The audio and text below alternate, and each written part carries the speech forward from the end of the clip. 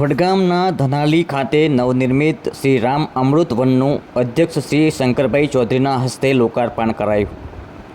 યુવાનોના સાથ સહકારથી હરિયાળુ બનાસનો સંકલ્પ સાકાર થશે. વડગામ તાલુકાના ધનાલી ખાતે નવનિર્મિત શ્રી રામ અમૃત વનનું લોકસેવક અને ગુજરાત વિધાનસભાના અધ્યક્ષ શંકરભાઈ ચૌધરીના હસ્તે લોકાર્પણ કરવામાં આવ્યું હતું. ધનાલી ગામના યુવાનો દ્વારા 28,000 જેટલા વૃક્ષારોપણ સાથે તેના જતન માટે ડ્રીપ ઇરિગેશન અને તાર ફેન્સિંગ સહિતની વ્યવસ્થા કરવામાં આવી છે. એ બદલ વિધાનસભાના અધ્યક્ષ શંકરભાઈ ચૌધરીએ ગામના યુવાનોને અભિનંદન પણ પાઠવ્યા હતા. બનાસકાંઠા જિલ્લાને હરિયાળો બનાવવાનો સંકલ્પ કર્યો છે, ત્યારે બનાસકાંઠાના યુવાનોના સાથ સહકારથી હરિયાળુ બનાસનો સંકલ્પ ચોક્કસથી સાકાર થશે એવો વિશ્વાસ પણ વ્યક્ત કર્યો હતો. ગ્રામજનો સાથે વૃક્ષારોપણ કરી બનાસને હરિયાળો બનાવવા માટે અપીલ કરી હતી. અધ્યક્ષ શ્રી શંકરભાઈ ચૌધરીએ વૃક્ષારોપણ અને વૃક્ષના સંવર્ધનને પરમાત્માનું પવિત્ર કામ ગણાવતા જણાવ્યું હતું કે ધનાલી ગામના લોકોએ ભેગા મળીને વૃક્ષ ઉછેર માટે આટલું મોટું કામ કરીને આવનારી પેઢીઓને બચાવવાનું અને તેમના ઉજ્જવળ ભવિષ્યનું વાવેતર કર્યું છે. તેમણે આ પંથકના ભૂતકાળને યાદ કરતાં જણાવ્યું હતું કે એક સમયે ધનધાનના ભંડારવાળો આ વિસ્તાર તાંધાર પ્રદેશ તરીકે પ્રખ્યાત થયો. અહીંના ચોખામાંથી અલગ પ્રકારનું સુગંધ આવતી હતી અને અહીંનો ગોળ રાજસ્થાન સુધી જતો હતો.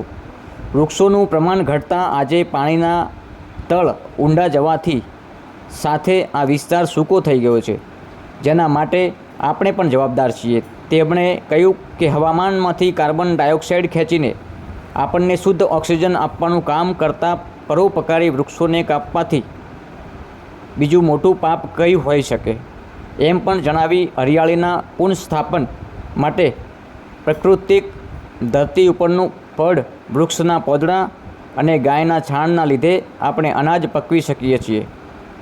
10 ફૂટ ઊંડા ખાડામાંથી નીકળેલી માટીમાં અનાજ ઉગાડી શકાતું નથી. વૃક્ષ ઉછેરના પવિત્ર કાર્યને આગળ વધારી જિલ્લાને લીલોછમ અને હરિયાળો બનાવવાની નેમ વ્યક્ત કરી હતી.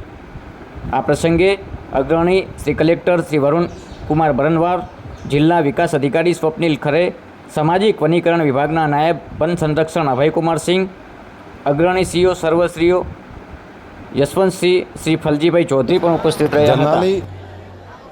ધનાલી ગામે આજે 28,000 કરતાં વધારે વૃક્ષારોપણ કરી વૃક્ષ ઉછેરવા માટેનો જે સંકલ્પ હતો એને સાકાર કરવાનું કામ કર્યું છે. હું ગામના તમામ યુવાનોને હું હૃદયપૂર્વકના અભિનંદન આપું છું કે આવું મોટું કામ કર્યું છે. ડ્રીપથી કરીને બધી વ્યવસ્થા, પાણીના બોર સહિતની વ્યવસ્થા કરી છે. વાવેતર અને પછી એનું સંરક્ષણ કરવાની જવાબદારી પણ ગામે લીધી છે. વાયર ફેન્સિંગની વ્યવસ્થા પણ કરી છે. આ સાથે જોડાયેલા ફોરેસ્ટ ડિપાર્ટમેન્ટ, અલગ અલગ NGO અને ગામના યુવાનોને હું હૃદયપૂર્વકના ખૂબ અભિનંદન આપું છું. અને જે હરિયાળુ બનાસનો જે સંકલ્પ છે, મને ભરોસો છે કે નવી પેઢી 100% સાકાર કરશે.